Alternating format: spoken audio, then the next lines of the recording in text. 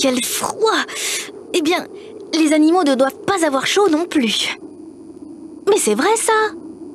Comment font-ils pour se nourrir et se réchauffer quand il fait si froid dehors? Pour les animaux, l'hiver est une saison difficile.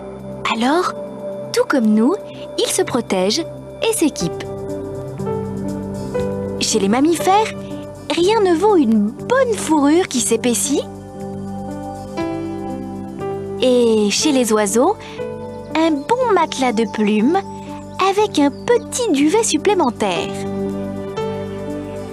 Et quand ils ont vraiment froid, ils ont un truc, des petits frissons. Les petits muscles de leur peau, en se contractant, créent de la chaleur et par la même occasion, redressent poils et plumes. Du coup, ces poils et ces plumes emprisonnent cette chaleur et l'empêchent de s'échapper. De vraies couettes, quoi.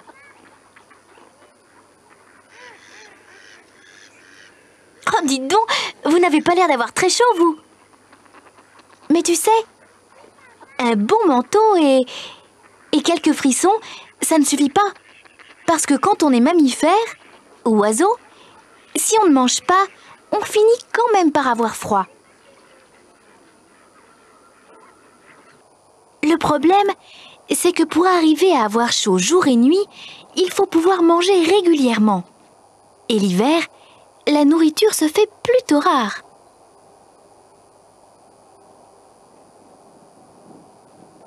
Alors, tu vas voir, chacun s'adapte à sa manière.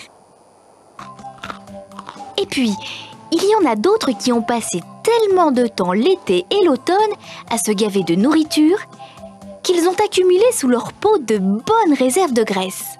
Un petit matelas qui les protège du froid et où ils n'hésiteront pas à puiser si la nourriture qu'ils recherchent vient à manquer. Ah, les voilà! Mais ma parole, vous avez changé de régime? Alors comme ça, vous mangez des graines l'hiver? Les insectes sont si difficiles que ça à trouver en ce moment? En attendant, je vois que vous aimez vous rapprocher des maisons et que toute cette nourriture, ça vous aide à bien passer l'hiver. Les marmottes, elles, à force de manger tout l'été, ont fait de bonnes provisions de graisse sous un pelage qui s'est bien épaissi. Du coup, leur poids a presque doublé. Oh là là, la marmotte! Non mais t'as vu ton ventre? Puis, à l'approche de l'hiver, tout ce qui avait fait leur régal n'existe plus, alors elles se préparent. Avec l'automne qui avance et les premières chutes de neige qui commencent à arriver, toute l'activité de la marmotte va être ralentie.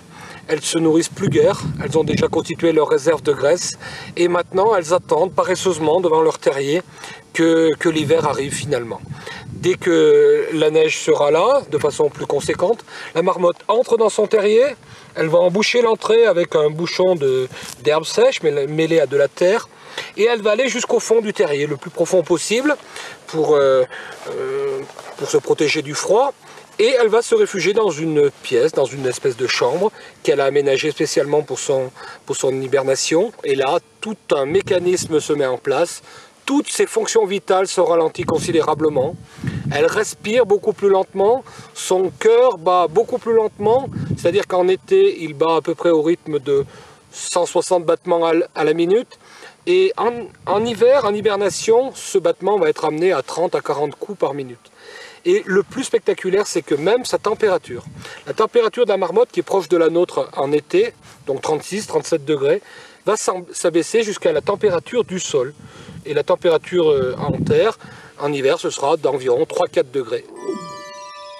Oh, mais j'en ai oublié un! Lui aussi doit être prêt à s'endormir. Hé, tu m'entends? Oh, trop tard! Il s'est déjà endormi. Oh, et moi qui voulais lui souhaiter un bon hiver. Tiens, Lucie, les insectes ont disparu, plus moyen de s'en mettre un sous la dent, alors je dors, rendez-vous au printemps. Les insectes ont disparu. Mais où ont-ils bien pu passer? Et comment les retrouver? À moins que... Et si nous partions à la recherche de ceux qui s'en régalent? J'en connais même parmi eux qui sont très forts pour les attraper en vol. Comment? Tu sais, toi, où se trouvent les insectes? Tu as des amis qui ne peuvent pas s'en passer, même l'hiver. Chaque année, ils partent très loin d'ici et font des milliers de kilomètres pour les trouver, mais bien plus au sud, en Afrique. J'ai entendu dire qu'avant de partir pour ce grand voyage, à l'automne, ces oiseaux mangent des tonnes d'insectes et que ça les fait devenir 2 fois plus gros. Ça leur fait comme un petit gilet de graisse sous leur peau, des réserves de nourriture qui leur permettront de voler pendant des kilomètres sans avoir à se ravitailler. Drôlement pratique pour traverser la Méditerranée ou le Sahara. Comment? Je ressemble à un insecte appétissant? Moi? Je crois que je vais pas traîner ici, moi.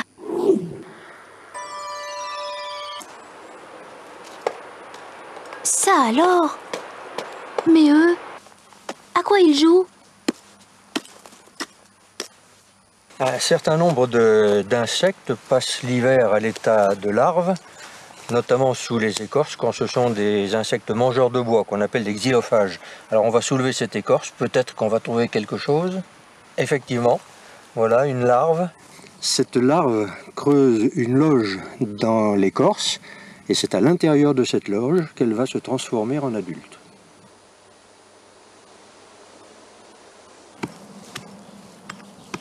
Certains insectes, lorsqu'il y a de gros rochers recouverts par la mousse, surtout des insectes carnivores, se cachent sous la mousse pour passer l'hiver. Et ils se placent en général dans des zones en pente pour éviter que l'eau s'accumule et gèle là où ils se trouvent, et ils risquent de mourir.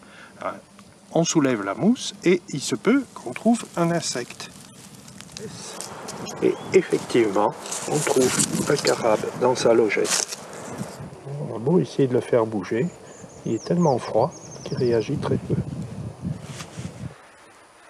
Beaucoup d'autres insectes que les carabes ou ceux qu'on a vus font aussi des logettes pour passer l'hiver sous la forme d'adultes. Là, c'est un hyménoptère, un bourdon, sans doute une femelle, qui va ensuite créer son nid, qui passe l'hiver. Il est très engourdi également, il faudra qu'il se réchauffe pour assez longtemps pour pouvoir après s'envoler et créer son nid. Et vous, les insectes? Je vois que vous êtes bientôt prêts à vous envoler. Mais dites-moi, si vous voulez un bon conseil, restez vigilants. Et ne volez pas trop bas, car nombreux sont les animaux qui, bientôt, ne demanderont pas mieux que de vous attraper pour reprendre des forces.